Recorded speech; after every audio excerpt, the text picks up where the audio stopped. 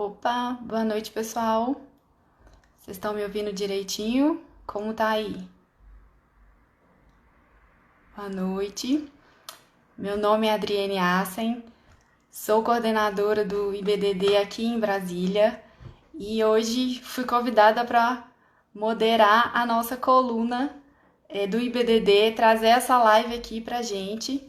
É esse projeto Coluna do IBDD, que é incrivelmente conduzido pela nossa querida Júlia Gelli. E é um dos projetos muito bacanas do IBDD, né?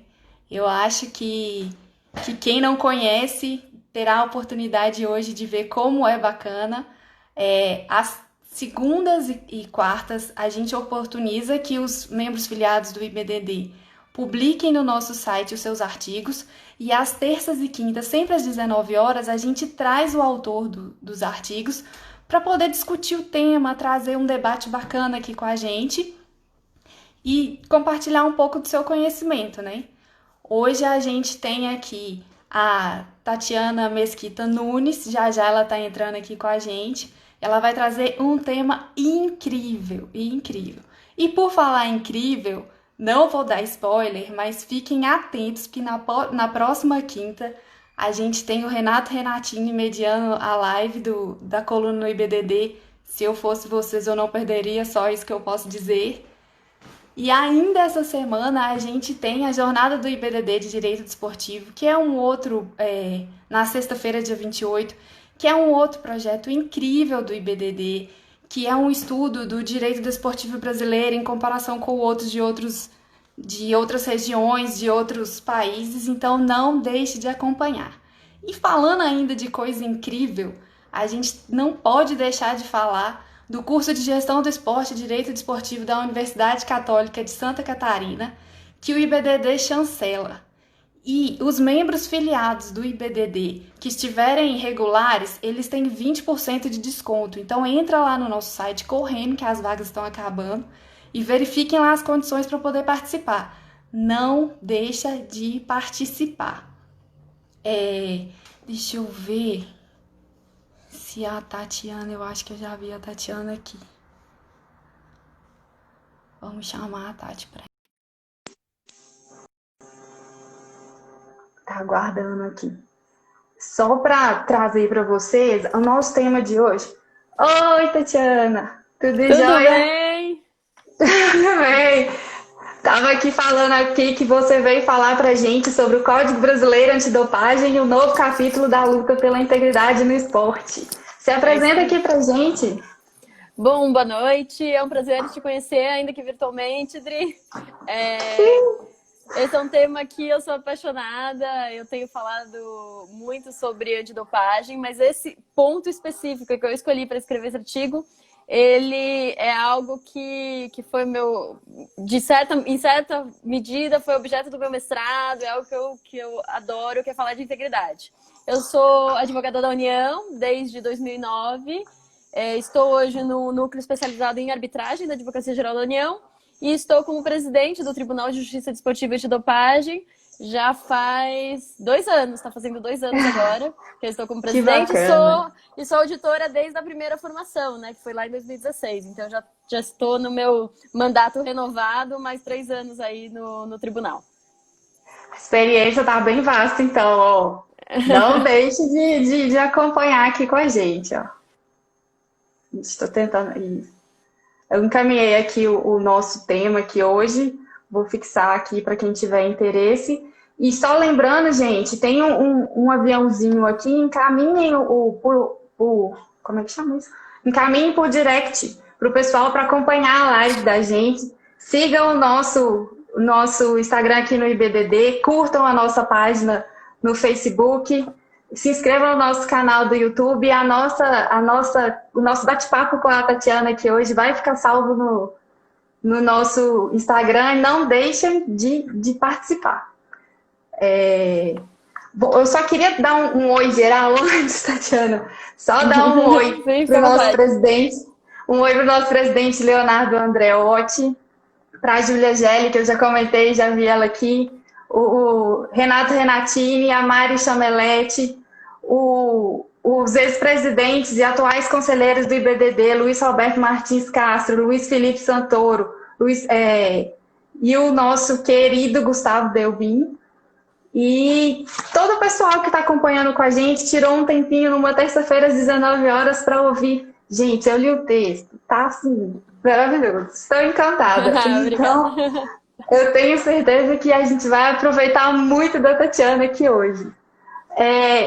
Eu li seu texto e eu fiz umas perguntinhas, então eu queria começar assim, enquanto o pessoal ainda entra. Eu queria, lendo seu texto, eu fiz pergunta mesmo, gente. Eu estava lendo o seu texto e eu vi que você engloba a prevenção e controle de dopagem e o ideal deontológico, relacionando a integridade no esporte, relacionada à integridade no esporte. Você pode comentar um pouquinho para a gente dessa percepção sua? Claro, exatamente esse, né, foi o foco do meu mestrado, na verdade, sob uma perspectiva da participação do Estado para esse fim de efetivar a integridade no esporte, mas é um tema que eu acabo abordando em muitas oportunidades que eu adoro. Eu entendo a integridade no esporte como algo que engloba 3 vertentes principais, né? Vão ter autores que falam de outra forma, mas para mim o esporte ele vai ser íntegro na medida em que ele seja limpo, justo e rígido. E essas 3 vertentes é justamente a prevenção e o combate à dopagem no esporte. Então, o esporte limpo, o esporte justo na medida em que não haja manipulação de resultados e o esporte rígido na medida em que não haja corrupção no âmbito das organizações esportivas. Então, a boa governança e práticas relacionadas à prevenção e combate a conflitos de interesse, etc., no âmbito das organizações esportivas. E aí, esses 3 aspectos, a meu ver, fazem com que o esporte seja íntegro. Então, é dentro desse conceito de integridade, dessa noção de integridade que eu encaixo a prevenção e o combate à dopagem no esporte como um dos meios de garantir. Porque a competição esportiva, ela precisa, né? A gente está falando de esporte é imprevisibilidade. Eu preciso não saber o resultado final. Eu preciso saber que aquele resultado não está, de certa forma, manipulado, maquiado, ou que o atleta está usando algo que não deveria usar, que não o seu próprio esforço, o seu próprio corpo. Então, a igualdade de armas, né? A paridade exato. de armas. Isso é a essência do esporte. Torcida não assiste jogo que já sabe o resultado final. A gente sabe, no começo da pandemia não tinha mais campeonato, né? Aí, dos jogos antigos passando, é legal, mas não tem a mesma emoção do que assistir um jogo ao vivo, que você não sabe se vai ter gol, se não vai, né? Se aquele pênalti vai ser marcado, se o juiz vai errar. Então, isso que faz parte do esporte. Então, por isso que eu acho que a integridade, ela não só serve, né, para garantir que os atletas tenham uma competição justa, mas para garantir que o torcedor também assista uma competição íntegra, correta e etc. O esporte como produto, né? Como um meio de vendável de entretenimento e que tem que ser confiável, tem que ser aquela surpresa. Você assiste o jogo, você passa raiva esperando o resultado, né? Se tá tudo previamente combinado, é até ilícito, né? E atípico.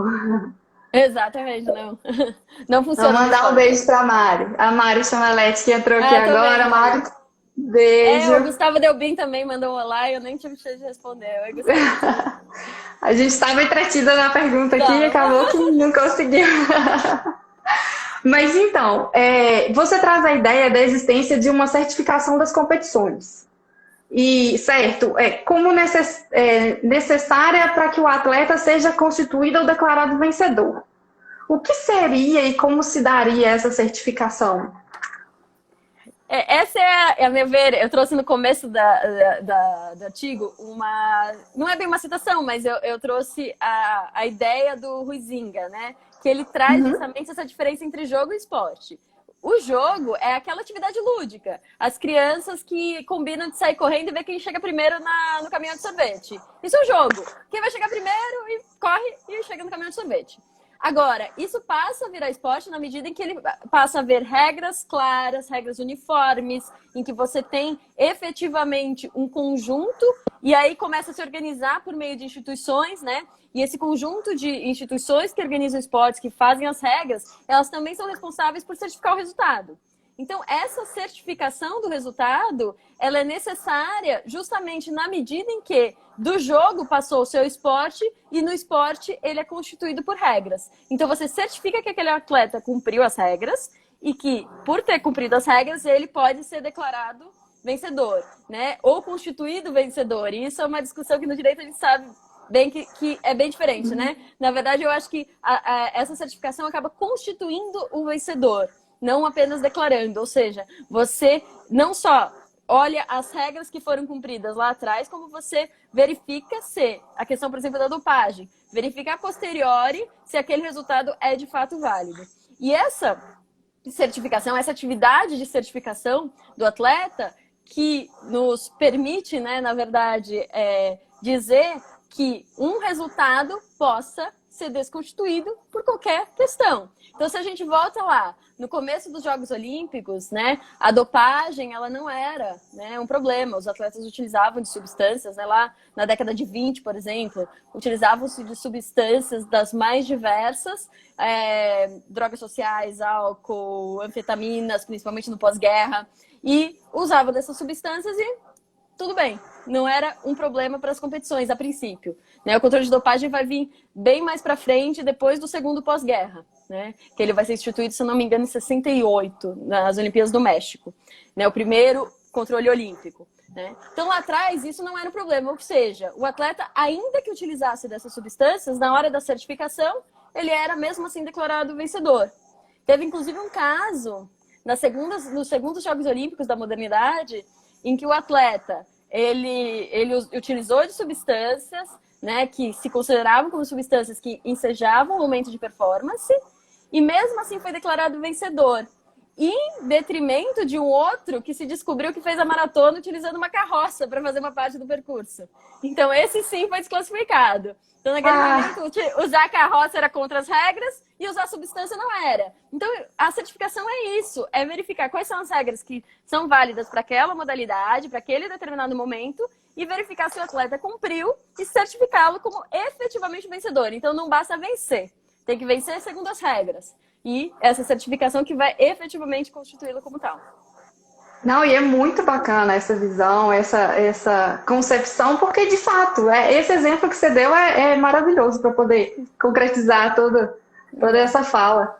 Queria só mandar um oi para o Caio Medalar e para o Cris Pocite, que estão aqui nos assistindo também, vieram nos prestigiar aqui.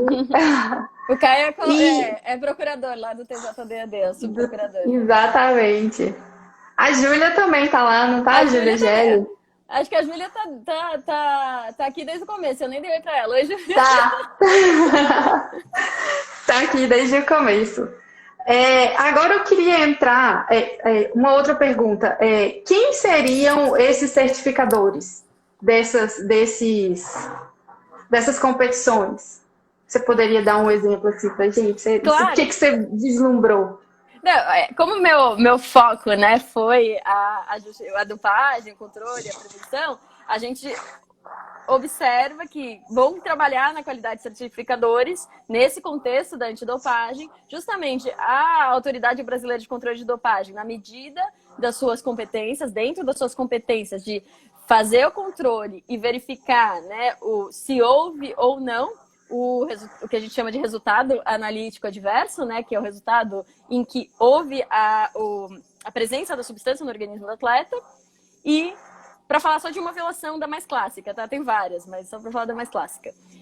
E depois, o julgamento que é feito na Justiça Desportiva de Dopagem, essa justiça que é composta da Procuradoria e do Tribunal. Então, a Justiça Desportiva de Dopagem, no âmbito da Organização Brasileira do Direito Desportivo desde 2016, ela é responsável pela certificação para os fins relacionados a controle de dopagem. A gente vai ter outras certificações que são feitas, por exemplo, pelas próprias federações. Então, se um atleta comete, por exemplo, uma falta disciplinar, ele eventualmente a equipe pode perder, por exemplo, os pontos daquela partida. Então, naquele caso, os TJDs, os STJDs das modalidades vão também atuar nessa qualidade de certificador. Então, vai depender de que matéria a gente está falando, mas na questão da dopagem, somos nós, a Justiça Desportiva de Dopagem, que atua nessa qualidade. Ah, não, excelente, excelente. E aproveitando que o tema, a gente dá um oi para Fernanda Bini, que entrou aqui agora também, que está super A Fernanda engajada foi no. auditora. A Fernanda foi auditora da primeira Sim, formação do tribunal. Ela teve que nos sim, deixar em um sim. momento, mas ela é da primeira formação do nosso tribunal. Não, ela é incrível. Ela, assim como É. você, ó, que dupla de sobre a antinofagem.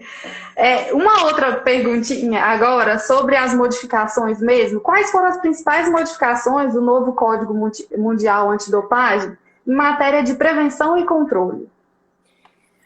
O código, assim, não chega a revolucionar, ele manteve muitas das disposições que a gente já tinha, né? Mas o Código Mundial, ele trouxe algumas alterações bastante relevantes e que eram, de certa forma, clamores aí né, do pessoal que estuda esse tema. Uma parte das mudanças tem realmente adesão muito forte entre os advogados que militam nessa área antidopagem. Uma delas é justamente a questão das substâncias de abuso, né? Foi uma modificação que vem sendo muito falada e muito debatida. Não é o foco do meu artigo, mas eu coloquei justamente essas alterações mais relevantes, porque eu acho sempre interessante trazer, quando a gente está falando da construção de um sistema, né? E o sistema de dopagem como esse sistema de certificação, a gente tem que verificar que o sistema ele tem que acompanhar uma realidade social, né? O direito, ele sempre se conforma à realidade social, né? Não pode ser o contrário. A gente não pode pretender que a realidade social se conforme ao direito, porque isso vai gerar muitos problemas e muitos embates. A gente tem que sempre o direito acompanhar a realidade social. Porque, no fundo, por que existem as regras né? Eu sempre falo isso para os atletas que vão ao tribunal. Por que existem regras de controle de dopagem? Porque a gente é do mal e quer sancionar todo mundo e deixar fora do esporte? Não é por isso, né? Não é por isso que a gente está lá e não é por isso que Não. existem as regras. É uma questão de preservação das competições, né? E Sim. também, em certa medida, a preservação da saúde do atleta e preservação de valores morais, principalmente quando a gente está falando de drogas sociais, né?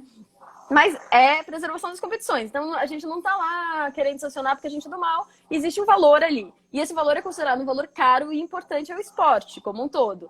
Então, da comunidade dos atletas, né, a maioria quer que a gente sancione. Não quer aquele que está lá sentado naquele dia, né, sendo julgado. Mas, de resto, existe, então, uma realidade social que entende que aquilo é relevante. Então, por isso que eu falo, o direito deve se conformar à realidade social. A mesma coisa o Código Mundial. Então, ele tentou, e claro que isso é sempre uma questão de interpretação, tá? Eu tenho várias críticas a algumas dessas mudanças, essa questão de como foi feita a mudança do substância de abuso. Eu acho que eu vou lançar um artigo aí mais pra frente que eu vou, inclusive, abordar esse ponto. Mas, assim, Mas pode dar um spoilerzinho pra gente. Eu vou dar um spoiler. É uma questão então, a forma como eles abordaram, ao meu ver, eles confundem, né? Confunde-se uso e abuso como se mesma coisa fosse, né? E quando a gente está falando de drogas sociais, é uma diferença bastante importante e que, de modo geral, ela é levada em consideração nas legislações nacionais, né? Então, e essa é uma crítica que eu tenho, porque hoje o código, o que ele traz para a substância de abuso? Ele diminui drasticamente a sanção quando não está relacionada à competição esportiva, a aumento de performance. E como que se entende dessa forma? Desde muito tempo, eu vou usar os dois exemplos clássicos, maconha e cocaína, ambos eram considerados substâncias que só se detectados em competição, né? Ou seja, num controle feito no âmbito de uma competição, aquelas casos de controle de dopagem que pega o atleta na festa, não servia para essas substâncias, tá? Só em competição. Esse controle, se detectasse cocaína e maconha, essas drogas eram consideradas uma substância especificada, que tem a pena um pouco menor, e a cocaína não especificada, que tem penalidades um pouco maiores. E ambas eram consideradas da mesma forma que outras substâncias que efetivamente levam ao aumento de performance. Sempre teve discussão. Poxa, mas maconha aumenta a performance, né? E eu li vários artigos a respeito, de modo geral, falam de uma questão de relaxamento do atleta, da ansiedade, mas assim, performance em si, há muita dúvida se há um aumento. Cocaína, alguns dizem que há, por ser um estimulante, outros que não, e tem muita discussão também. O que o novo código está fazendo? Olha, essas substâncias, né, Ainda vai vir a lista, mas a UADA já informou que provavelmente maconha e cocaína são consideradas substâncias de abuso. Essas substâncias passam a ter, então, a penalidade abrandada se o atleta demonstrar que a utilização foi fora do contexto da competição esportiva. Então, o ônus da prova é do atleta. Ele vai ter que demonstrar isso. E aí, cai drasticamente. Era 4, 2 anos, passa 3 meses. Então, cai muito a sanção nesses casos. E se o atleta se submeter a um tratamento, cai para 1 mês. Essa redução eu tenho uma crítica muito forte, porque eu acho que é isso. O atleta que tinha um abuso, um vício, né, e se submete ao tratamento, tem a possibilidade de uma redução. E aquele que só era um usuário esporádico, acaba que não tem, porque ele não precisa de um tratamento. Né? E a gente sabe que a realidade social, principalmente da maconha, muitas pessoas são usuários esporádicos e não necessariamente, né, pessoas que têm o vício ou o abuso daquela determinada substância. Então esse é um ponto interessante, que só esse ponto gera inúmeras discussões, etc. E existe, por que houve essa mudança? Tá? Um dos motivos principais é porque se discutia muito que tirar o atleta do esporte faria com que, se fosse um caso de abuso, isso piorasse, né? Então, existia uma discussão, não vou dizer se está certo, se está errado, mas existia essa discussão. E outra, que é essa discussão de fundo, né? Posicionar o controle de dopagem efetivamente para caso de aumento de performance e não utilizar o controle de dopagem como uma política para outros fins, que no caso é desincentivar o uso de drogas sociais, né? Porque no fundo é isso que acaba Esse foi até um comentário do Tarcísio Bresciani aqui, grande incentivo ao uso de drogas. E olha, isso já foi uma discussão lá atrás com o álcool. Porque a UADA tinha o álcool também na lista para algumas modalidades. Foi com o tempo diminuindo o número de modalidades e que o álcool era proibido, até ficar só 4. E aí simplesmente tirou da lista, né? Então, e aí também houve essa crítica. Você não vai incentivar, principalmente nas modalidades, era automobilismo, motociclismo, ou seja, que demanda, né, que o álcool pode efetivamente prejudicar. Você não vai incentivar, e essa discussão, o que a UADA naquele momento fez, né? E eu acho que ela vai acabar fazendo também para esse caso, da substância de abuso. Olha, o direcionamento deve ser não pelo controle de dopagem, mas outras formas de desincentivo. Como o controle de dopagem tem o foco de manter a isonomia competitiva, se você não está falando de uma quebra de isonomia competitiva, mas de um outro valor a ser preservado, é relevante, importante, mas não é o controle de dopagem que deve fazê-lo. Foi um pouco essa a resposta lá atrás para o álcool. Imagino que talvez para as substâncias de abuso seja também, tá? Sim, e tem outras mudanças, tá, Adri? Diga. E a gente tem o Alex MSADV aqui, que fala que o atleta é um exemplo, serve como espelho para os mais novos, né? Exato. É bem essa a função dos superiores tribunais de justiça desportiva, né? E tribunais de justiça desportiva. E esse valor, viu, Dri? Que é para ser preservado, sabe? É o que eu chamo sempre de mito do herói do atleta. O atleta é um herói, né? E aí esse mito do herói, ele deve ser preservado, e nessa medida essa questão das drogas sociais, que era o caso do álcool lá atrás, também acaba... Mas é uma questão muito, muito interessante, né? Porque o atleta que dirige em alta velocidade, bêbado, não deveria da mesma forma ser sancionado na medida em que ele também está descumprindo um padrão de moralidade. Então, quando entra esses valores morais, é uma questão que é muito complicada, né? Mas, é muito complexo. Você entra na esfera da vida do atleta, aí você entra numa discussão. Exatamente, é a vida privada, ele como herói, e até quando qual que é a linha tênue entre um e outro, né? Até onde se comunica ele atleta com ele ser humano, cidadão, né? Então, é uma questão muito interessante, gera muitos debates, né? Eu já fiz um pouco de spoiler, mas eu vou lançar ainda um artigo sobre isso agora para esse semestre. Obrigada pelo spoiler. Mas que vai abordar esse tema, acho que com um pouco mais de profundidade, mas é uma questão interessante.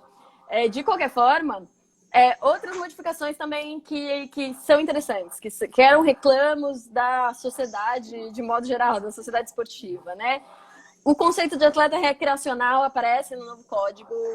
E é algo importante, porque existe muita atleta que aparece no tribunal, aquele da corrida de rua do fim de semana. Fala, meu, eu não tinha ideia que era uma prova da federação, que tinha controle de dopagem, né? E às vezes é uma substância que é um medicamento, não é nem... Quando é um anabolizante, aí é difícil, né, gente? Mas às vezes é uma substância que é usada para um tratamento de saúde, ele nem sabe que é uma autorização de uso terapêutico e caiu, né, no controle. Então, fazer essa distinção é algo que, de modo geral, principalmente os advogados que militam na área, eles vinham reclamando muito desses casos. Olha, não é atleta de alto rendimento, é um atleta de fim de semana, ele não pode ser tratado da mesma forma. Passa a haver um tratamento distinto. Ele não é livre do controle, mas o tratamento fica distinto agora do atleta recreacional. Eu acho que é uma mudança bastante interessante. Tá? Então, tem novo tipo infracional, tem a questão da... E aí, entrando já no tema, né? A UADA, a Agência Mundial Antidopagem, ela enfatiza nesse novo código a importância da independência e imparcialidade de todo o sistema de controle de dopagem, né? Então, ela coloca como algo assim primordial, principiológico, a independência técnica, operacional de todo o sistema. E aí engloba tanto a NADO, né, que é a agência responsável pelo controle em si, que no Brasil é a Autoridade Brasileira de Controle de Dopagem, a ABCD, quanto os órgãos da Justiça Desportiva responsáveis por esse julgamento, por essa análise, pelo processamento dos casos. Então, isso vem como uma diretriz fundamental e fundante de todo o sistema, né? Que aí entra exatamente por que eu construí no artigo essa questão dos certificadores, né? Para dizer o seguinte, não só o atleta está sujeito a esse regime deontológico de valores, etc., para as suas condutas. Mas o próprio sistema que o certifica também está. Porque aí sim você está falando de integridade, né? Eu coloco o conceito. Integridade é aquilo que é íntegro. Então você só pode ter integridade se todo o sistema inteiro, o sistema íntegro, estiver sujeita a amarras semelhantes. Ou seja, não basta o atleta atuar de maneira rígida, íntegra, regular. O sistema que o controla e que o certifica também deve fazê-lo, né? Mas só não funciona. Se vier de um lado só, não tem mudança efetiva, né? Não adianta. Né?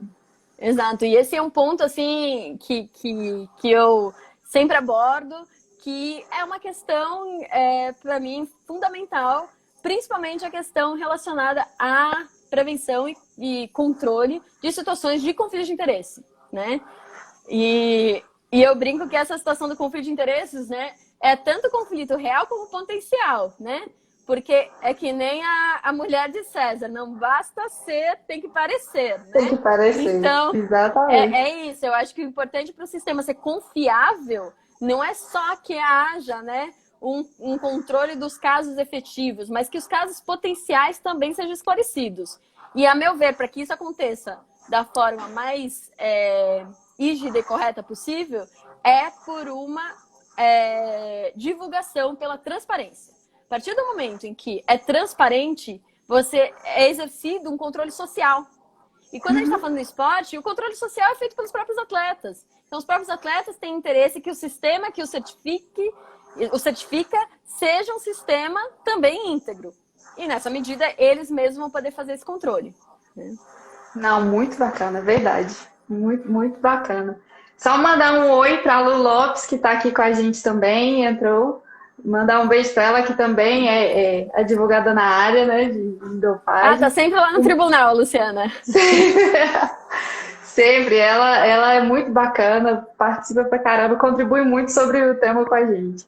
O Milton Jordão, o Rafael Bozano, obrigada por estarem aqui com a gente hoje. Não esqueçam de mandar o aviãozinho aí por direct para o pessoal para assistir, porque tá muito bacana, muito bacana.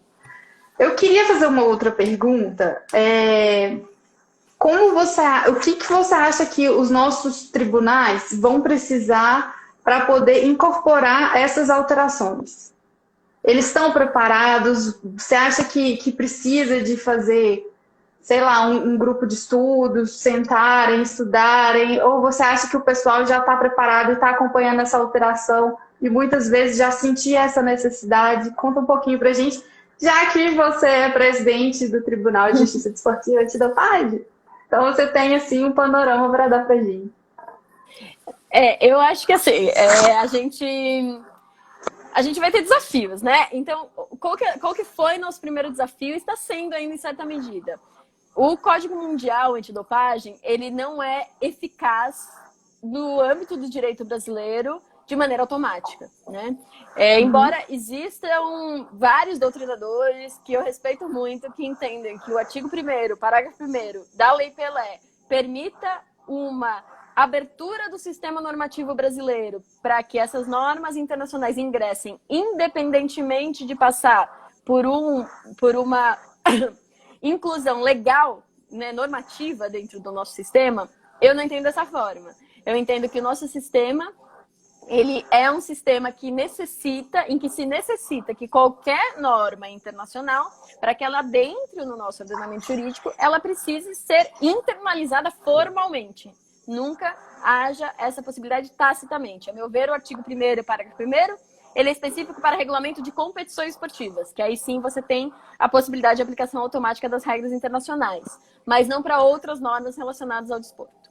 Isso é uma discussão enorme e muita gente pensa o contrário, mas essa é a minha visão, e inclusive é uma visão institucional também da Advocacia Geral da União, no âmbito, né, da União, que é responsável justamente por internalizar o código. Então, institucionalmente, é essa posição que hoje é adotada.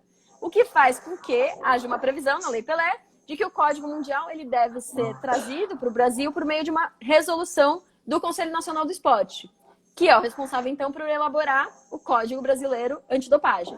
Então, a gente olha o Código Mundial, se inspira nele, não só se inspira, porque tem um monte de normas que são vinculantes para todos os países que são signatários do Tratado da Unesco de combate à dopagem no esporte. Então, essas normas são vinculantes e se internaliza e se coloca outras regras de interesse daquele determinado país. Então, no caso do Brasil, além das normas vinculantes do CMA, do Código Mundial, a gente trabalhou em inúmeras outras regras de procedimentos, de organização, de conflito de interesses e etc., que passam a ser parte do nosso código, do Código Brasileiro. Então, o Código Brasileiro Antidopagem foi nosso primeiro desafio, elaborá-lo, né? E essa elaboração foi feita a várias mãos. A Justiça Desportiva Antidopagem participou junto com a BCD da elaboração. Teve uma fase de consulta pública agora, bem recente, né? Inclusive, o que eu utilizei como parâmetro para o artigo foi a minuta que foi submetida à consulta pública, né? Então, essas alterações foram o primeiro desafio. Agora, qual que é o próximo desafio? O próximo desafio é estudar a interpretação dessas alterações, porque uma coisa é o que está escrito, outra coisa é como aquilo vai ser interpretado. Só que existe aí uma questão que é muito complexa para quem é auditor, né? Principalmente para quem é auditor. Eu acho que para os procuradores isso é menos complicado. Porque a gente vai julgar esses casos. Então, eu sempre falo, as pessoas me perguntam sobre minha opinião sobre determinada interpretação de artigo. Eu falo, eu não posso falar a minha opinião, porque amanhã eu vou ser julgadora. E eu vou ter que pedir, vincular. Né? Eu não posso me vincular a uma opinião. Então, eu acho que é importante que a comunidade esportiva, de modo geral, tenha debates, estudos, que vão, inclusive, nos ajudar. Quanto mais artigos estiverem publicados na comunidade esportiva, auditor não é Deus, a gente lê artigo, né? Então, assim, quanto mais artigos estiverem publicados, nos ajudam também nessas, né, na interpretação que a gente vai dar lá na frente quando um caso concreto chegar para o julgamento, né? E eu acho que é extremamente relevante esse debate, né? E eu não deixo de falar sobre os temas, eu só não dou a minha opinião. Então, muitas vezes, quando eu vou conversar, eu trago, olha, existe gente que acha isso, existe gente que acha aquilo. Eu não posso dar a minha opinião, mas os dois pontos de vista, né, a gente pode trabalhar. E eu acho que é isso. Eu acho que quanto mais houver, né, aí IBDD e todas, né, as instituições puderem trazer grupos de debate desse tema, eu acho, assim, fenomenal. Eu acho importantíssimo. Quanto mais discussão a gente tiver, mais eu acho que a gente vai chegar a interpretações acertadas, né? Porque o pior Sim. dos mundos foi o código anterior, o código brasileiro anterior. Que a gente estava formando o tribunal, o código apareceu ali, ninguém ainda tinha interpretado e a gente teve que suar a camisa para tirar as interpretações da cartola, às vezes, né? Para conseguir sem nenhuma base acadêmica, né? Então, eu acho que agora, né? A gente consegue trabalhar com mais antecedência, né? Olha lá, a Fernanda Bini sofrido foi, né? Então, Aqui, eu sou super a favor. a gente tem aqui o professor William Mendes que fala que todos esses conteúdos deveriam ser mais debatidos nas IES a nível acadêmico. Com certeza foi o que a gente acabou de falar aqui, né? Você acabou de falar aqui, né, Tatiana? A gente tem que construir. A gente está aqui para construir. O IBDD é um espaço aberto para isso e somos muito gratos por termos filiados como você que contribuem dessa forma para a gente construir o direito desportivo como um todo e principalmente no âmbito dos tribunais de justiça desportiva. Tem uma pergunta, Do Tomás, tá vendo aqui? Isso, e o decreto 6653 de 2008, que recepcionou o código inicialmente, ele continua válido? Não seria uma antinomia? Então, Tomás, essa é a opinião, né, de várias pessoas. Inclusive, eu tive uma discussão muito interessante com o João Guilherme, eu vi que ele entrou aí. Oi, Selma, João Guilherme. Eu vi que ele entrou e a gente teve uma discussão sobre isso. Minha opinião, o decreto ele recepcionou o tratado e o código é um anexo ao tratado não vinculante. Então, a meu ver, a recepção feita pelo decreto foi do tratado. Inclusive, isso foi uma discussão das partes signatárias do tratado, porque tratado... para quem acompanha um pouco essa discussão, né, eu já participei de negociação de tratado, é um negócio maluco, assim, não dá para escrever uma coisa objetiva, você tem que escrever umas coisas que dá para interpretar de várias formas, porque senão você não chega a consenso. Então não ia haver consenso num código. Então o que foi decidido naquele momento? O consenso está no tratado e o código é um anexo não vinculante para os países. E cada país vai interpretar da forma como bem entender a internalização desse código. Tem países que o sistema é aberto, então internaliza-se realmente de maneira automática. Aí o meu entendimento é que o nosso sistema não é e que o artigo 1º, parágrafo 1º da Lei Pelé não permite essa interpretação. Mas, como eu falei, é minha opinião, existem vários doutrinadores que entendem diferente, né? Sobre esse ponto específico. E aí, gente, pode mandar perguntas. Vocês estão mandando, a gente está fazendo, está fluindo. Diga, claro! Então, deixa eu aproveitar e falar um ponto que eu acabei não falando, que é um dos pontos centrais do artigo, que é a questão do conflito de interesses em si, como a gente, né, como foi colocado no novo código. A gente coloca, quando a gente faz certificação... Tomás, discussão longa, exatamente.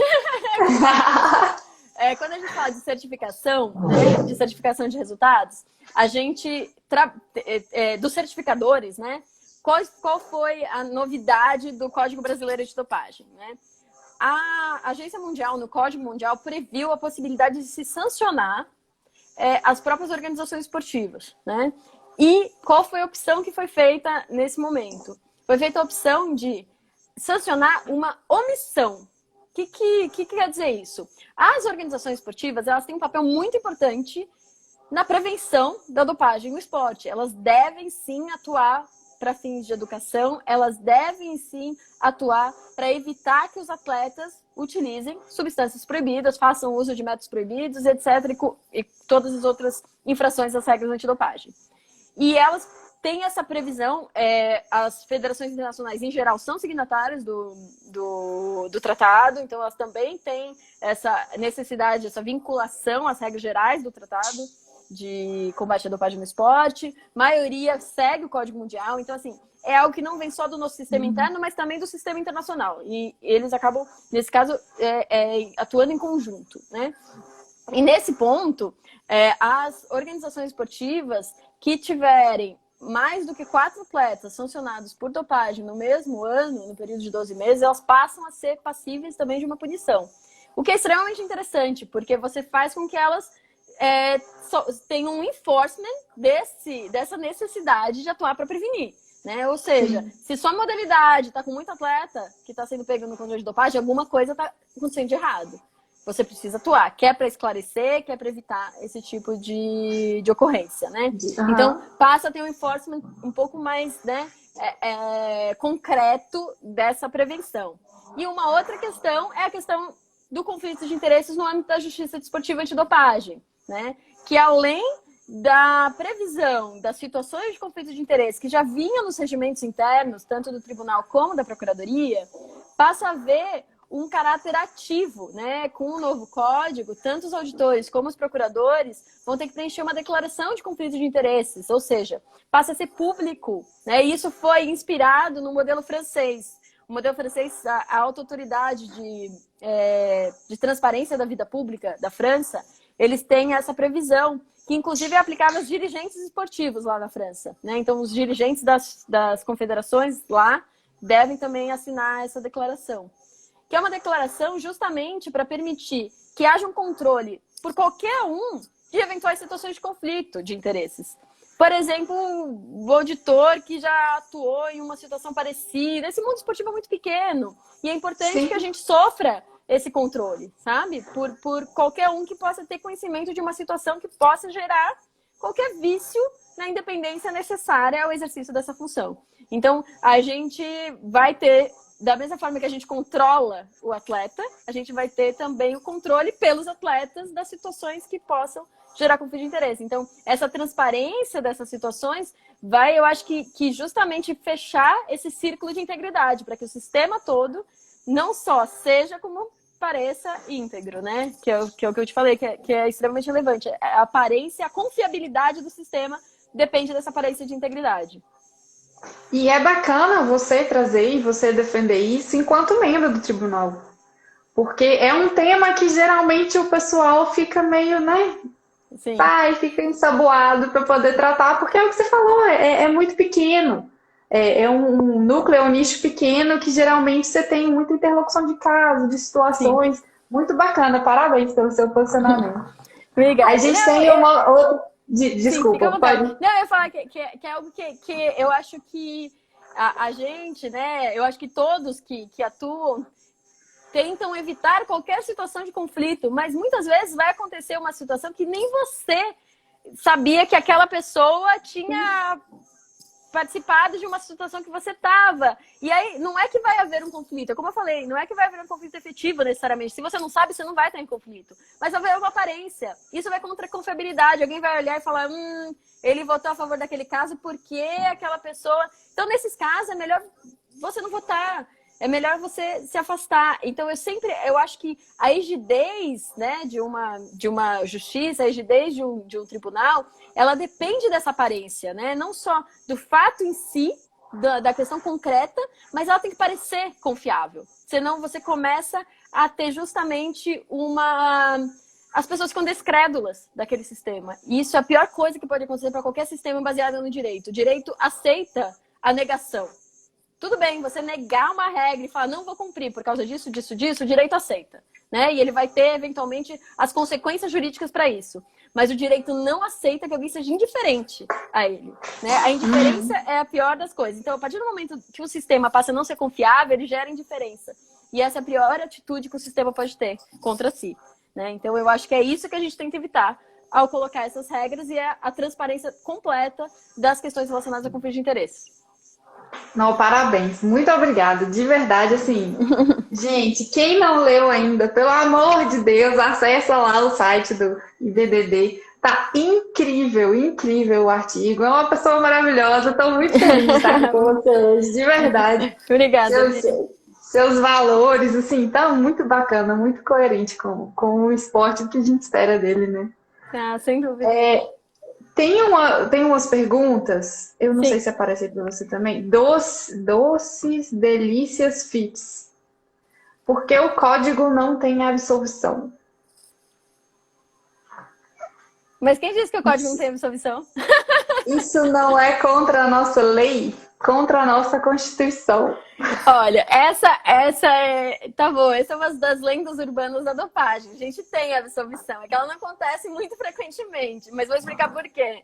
Né? De novo, não é porque a gente é do mal, mas a questão da dopagem, em regra, a infração à regra de dopagem, ela decorre assim, a gente tem 11 tipos infracionais no novo código, mas o mais comum é o tipo em que a presença de uma substância no organismo. E como se descobre? Justamente pelo teste lá na urina do atleta, que é feito normalmente em competição, né? No âmbito de uma competição. O atleta fez lá, por exemplo, a maratona, são escolhidos alguns atletas, eles passam por um controle depois da prova.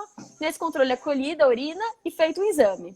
Esse exame, ele chega a um resultado, e que chama, quando o resultado verifica a presença de uma substância que é proibida pela legislação antidopagem, chama resultado analítico adverso. Esse resultado analítico adverso, eu brinco que a gente sempre brinca que é quase batom na cueca, né? Ou seja, é difícil você dizer que não aconteceu, né? E aí o que vai caber ao atleta? Ou ele vai ter que desconstituir o próprio exame, dizer que houve uma irregularidade, sei lá, a coleta não foi feita de maneira correta, e desconstituir o exame em si, o que nunca foi alegado, assim, muito sem qualquer tipo de fundamento, mas nunca foi alegado seriamente, com qualquer prova no âmbito do tribunal, desde a nossa formação inicial, tá, do nosso tribunal. Já teve quase 200 casos e nunca houve essa alegação. Ou o atleta vai ter que demonstrar, de alguma forma, que aquela substância que está no organismo, e isso é fato incontroverso, de 3 possibilidades fundamentais. Uma, ele tinha uma autorização para ter aquela substância no organismo, que é a chamada AUT, autorização de uso terapêutico, tá? E esse caso nem é um caso de absolvição em regra, porque a própria Autoridade Brasileira de Controle de Dopagem, se ela verifica a existência de uma autorização, ela nem leva o caso para o tribunal. É um caso que o processo já nem tem andamento. Então, não vou dizer que nesse caso há uma absolvição, mas o atleta acaba realmente não tendo qualquer tipo de nem processo contra ele. Né? Uma outra possibilidade é o atleta demonstrar, no âmbito do tribunal, algum tipo de sabotagem, ou seja, ele demonstrar que jogaram a substância na água dele quando ele, né, um competidor que estava competindo contra ele, qualquer coisa assim, tá? Então, alguma espécie de sabotagem é uma possibilidade em que pode haver absolvição. O que basicamente, para quem é jurista, né, o que tem que acontecer para ter absolvição? Tem que demonstrar que não há nexo causal entre a presença da substância e uma conduta do atleta. Porque o atleta tem, no âmbito da dopagem, o que a gente chama de responsabilidade estrita. Pegou a substância no organismo, né, se considera que o atleta é responsável por tudo que está no organismo. Então, para ele desconstituir isso, ele tem que demonstrar que ele não era responsável pela substância que está no organismo. Ou seja, essa responsabilidade era de outro, né? Então, ou ele tinha autorização para ter a substância no organismo, que é a questão da OT, né? Então, a sabotagem é um caso em que ele consegue demonstrar que não tem nexo causal, não foi uma conduta dele, né? E mesmo na sabotagem vai ter que entrar análise se ele foi dirigente, ou seja, né? Se mesmo assim ele não conseguiu aquilo acontecer, tá? E o outro caso que também ocorre muito, e é a alegação que a gente mais tem no tribunal, é a contaminação. Ou seja, eu comprei um medicamento, ele estava contaminado, eu comprei um suplemento, ele estava contaminado, né? Ou eu comi uma determinada um alimento e ele estava contaminado, tá? Então, essa situação, a gente teve uma absolvição muito recente no plenário do tribunal na semana passada. O atleta tinha sido condenado em primeira instância a 8 meses de suspensão e ele foi absolvido pelo pleno do tribunal. Foi maioria, foi um caso apertado, foi 3-2, mas foi absolvido, tá? Por quê? Porque se considerou, naquela hipótese, que ele tinha demonstrado que a substância entrou no organismo dele por meio de uma contaminação de um alimento, né? E aí ele se considerou que ele demonstrou isso, que demonstrou o nexo de causalidade, e com isso, então, se afastou aquela responsabilidade estrita e se entendeu pela absolvição. Então, essa é uma situação que pode acontecer, não é comum, tá? São poucos os casos em que o atleta consegue demonstrar isso, porque mesmo, de novo, na questão da contaminação, se o atleta foi lá e comprou um suplemento na praça XYZ, numa loja sem qualquer procedência, ele tem responsabilidade por aquilo.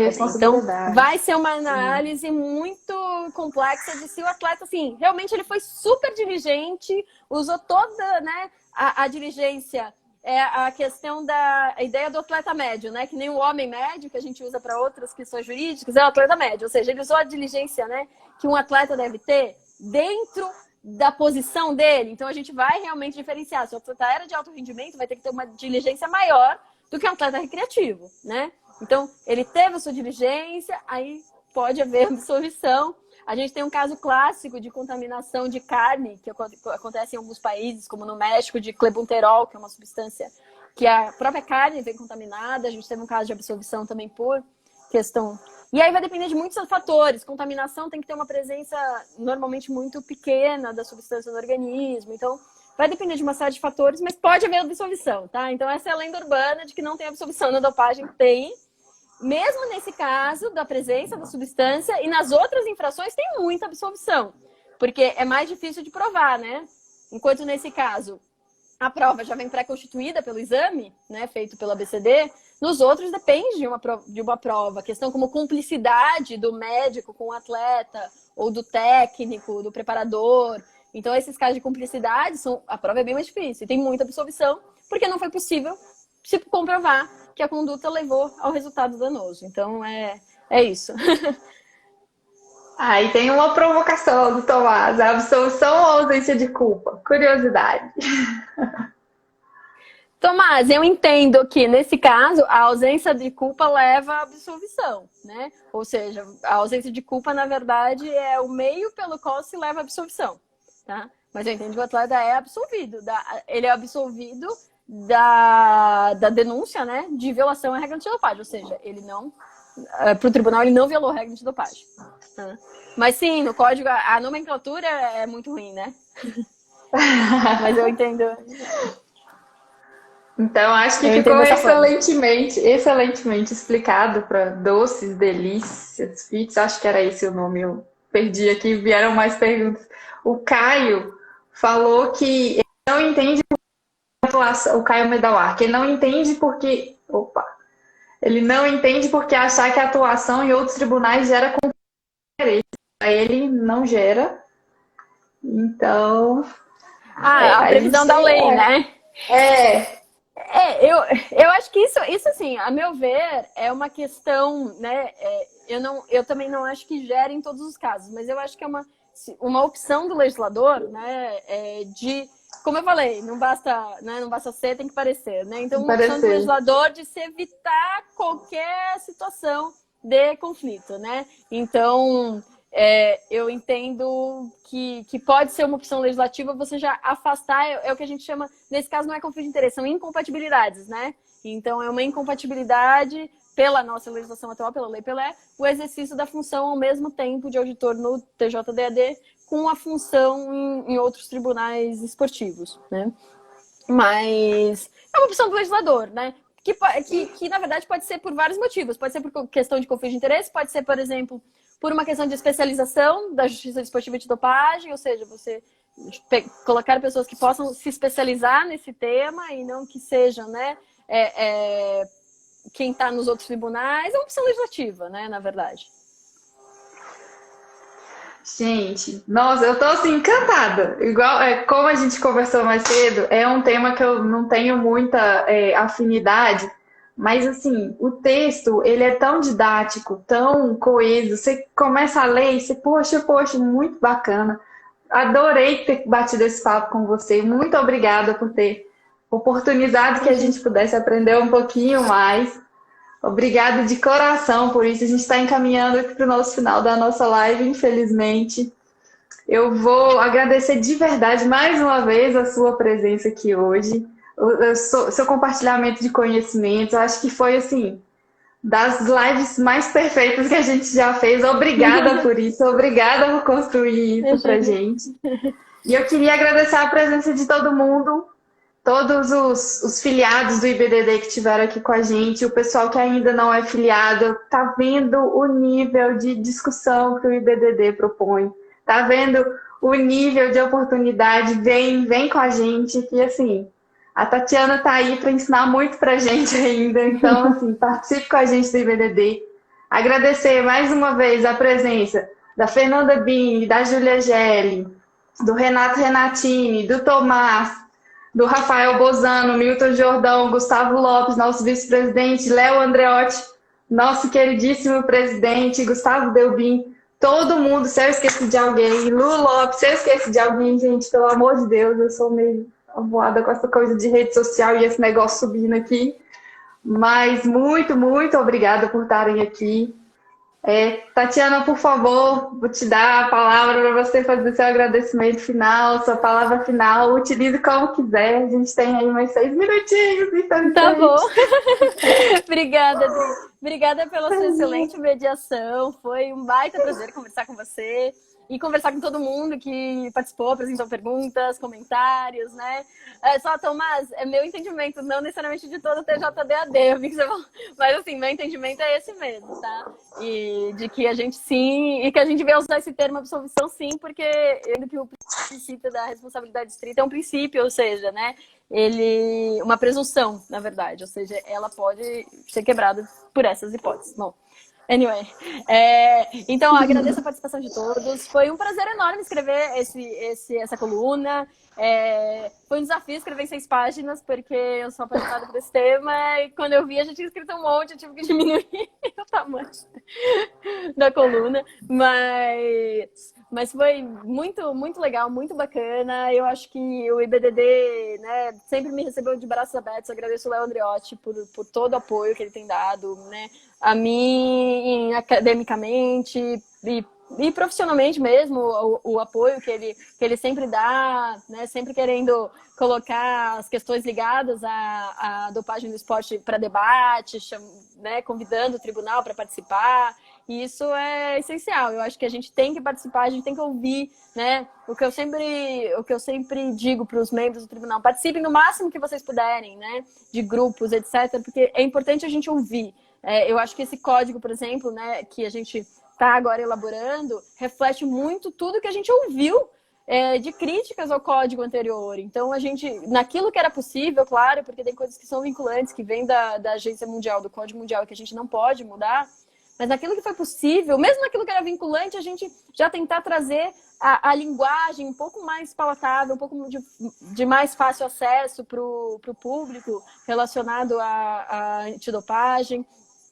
E acatar sugestões, né? A gente tinha muitos pleitos dos advogados, de questões relacionadas a procedimentos, a prazo, etc. A gente tentou, na medida do possível, também trazer isso para o novo código. Então, esse ambiente plural é fundamental. E eu acho que é isso, né, que o IBDD e as instituições acadêmicas em geral proporcionam. Então, eu sou a favor do debate. Eu acho que o novo código tem temas interessantíssimos. A gente devia trabalhar alguma mesa redonda ainda para debater isso. Eu acho que é muita coisa para discutir. Quanto mais a gente, né, discute, quanto mais a gente ouve, melhor vai ser a decisão que a gente vai tomar. E acreditem, às vezes é um peso, né? Quem não trabalha, né, como auditor, como julgador em nenhum tribunal, né? Quem trabalha em outros tribunais é mais ou menos da justiça desportiva, é mais ou menos a mesma sensação. Mas às vezes a gente ouve a procuradoria e fala, não, eles têm razão. Aí a gente ouve o advogado, não, ele tem razão. E aí aquele peso de você tomar decisão, sendo que os dois argumentos são factíveis, né?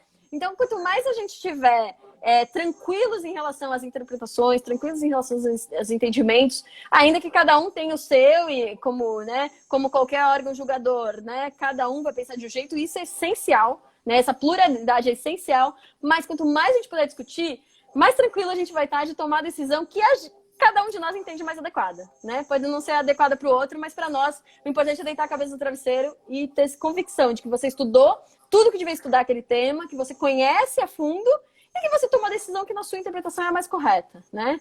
E eu acho que é isso que faz, que o meio acadêmico nos permite, deitar a cabeça nos travesseiros tranquilos de que a gente tinha todo o conhecimento necessário para tomar a melhor decisão, ainda que haja discordância quanto ao mérito.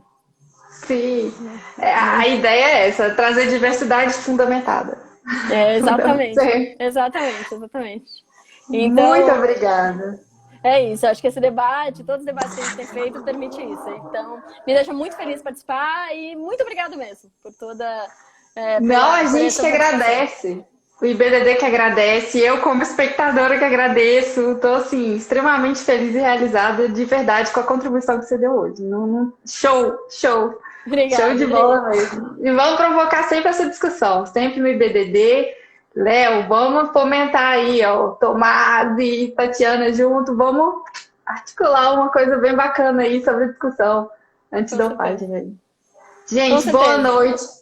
Obrigada por estar aqui com a gente mais uma vez. Nosso tempo, a gente tem alguns segundinhos aqui ainda. Muito obrigada por estarem conosco. Estamos muito felizes pela audiência de vocês.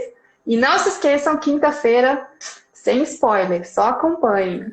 A live da coluna com o Renato Renatini vai ser surpreendente. Assim como a nossa. Com certeza, eu acho assim, que nem nas melhores expectativas, a gente imaginou que seria tão bacana e tão essa troca que a gente teve aqui hoje. Muito obrigada mais uma vez. Obrigada, Dri. Um beijo a todos. Obrigada aí pela Beijo, presença. gente. Até quinta. Beijo. Até.